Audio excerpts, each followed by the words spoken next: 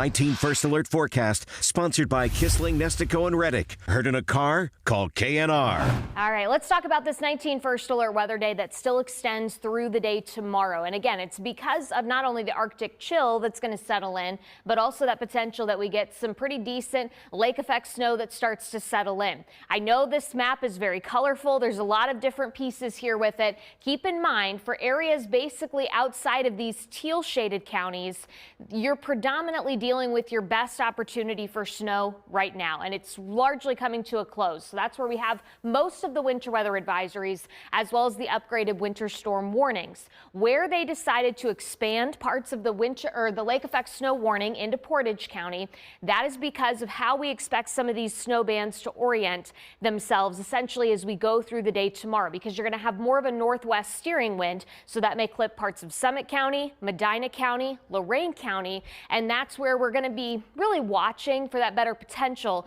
that you could see some of those higher snowfall totals. Right now, some of the heaviest bursts of snow are actually working through our southern counties as we speak. If we zoom in, you can see Tuscarawas County seeing some of the heaviest bursts just south of the Dover, New Philly area.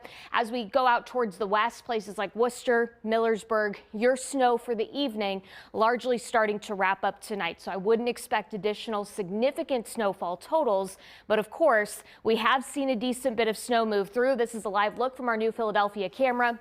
And you can tell everything is pretty much blanketed thanks to the fact that we had some decent system snow rolling through. But farther to the north, places like Lorain County, into Cuyahoga County, and parts of Geauga County, we are getting a little bit more of that westerly steering wind. And so it is getting us a little bit more of that lake enhancement. That's why you see these bursts of dark blue essentially working their way across our lakeshore counties.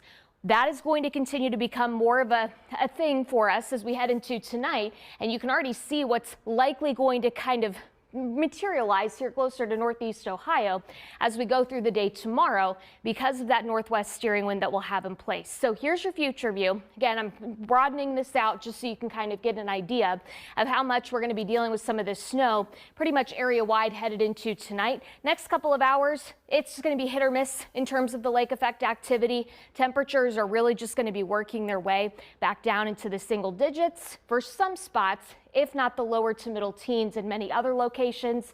And then again, you get that northwest steering wind. You are likely going to see a few opportunities of getting some of that lake effect snow moving through. And that's just going to be the case for us off and on as we go through the day tomorrow. And please be mindful, wherever those bands set up, you're going to talk about that quick reduction in visibility, the potential with how cold those temperatures are. You can get some pretty high snowfall rates coming out of that system, as well as some of those quick accumulations on roadways. So expect some slick travel across the area if you're going to be within that lake effect snow belt, essentially, as we go through the day tomorrow. By tomorrow evening, we start to see these lake effect snow bands come to a close. That's because these winds are starting to shift more so from the northwest back to the southwest, and that'll carry a lot of that moisture offshore for us. So we don't have a ton in the way of additional lake effect snow that we would expect essentially headed into the day on Monday. But if you don't necessarily get in on one of those higher bursts of snow, I would say a couple inches to about 4 inches looks likely across parts of our primary as well as secondary snow belts. But of course, wherever we get some of those more persistent, heavier bursts of lake effect snow, you're going to see some higher totals than that. And that's why that lake effect snow warning encompasses totals that could be upwards of 5, maybe even 10 inches. Next week gets a little active for us. We are talking not only some warmer temperatures, some opportunities for rain, even more snow. I'm going to try and break that down for you a little bit more coming up here in the next half hour.